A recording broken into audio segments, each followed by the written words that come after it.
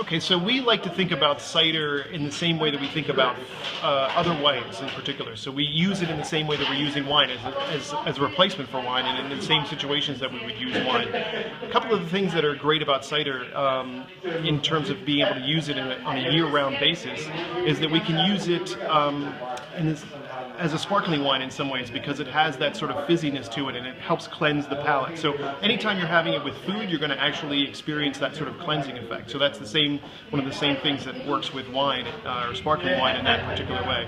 Then secondarily,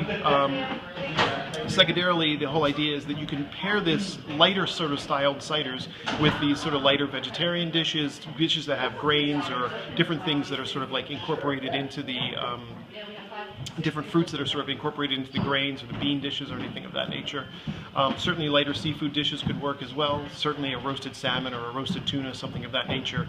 But also tannins are also an issue that cider has that's actually excellent for pairing with food. So for instance, you can get a cider that's going to have acidity, the same type of acidity you get in wine, but also you'd get the tannin structure that you get more in a red wine. So you can use that in place of like a red wine in some situations. So if you were, for instance, taking some chicken, maybe some chicken thighs and actually braising them in cider, you could actually incorporate that sort of into the dish itself. So you would sort of create this sort of bridging effect. Or if you could roast a whole chicken, maybe with some apples kind of like on the side, you could actually very much enjoy a good sort of cider sort of combination, a cider pairing in that way.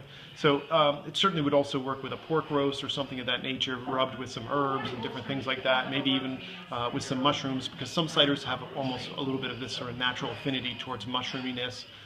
So there's a lot of possibilities depending, because of the fact that there's such a wide range of ciders available for one, and two, we're still sort of, new ones are sort of arriving each and every year. So it's a great opportunity for pairing.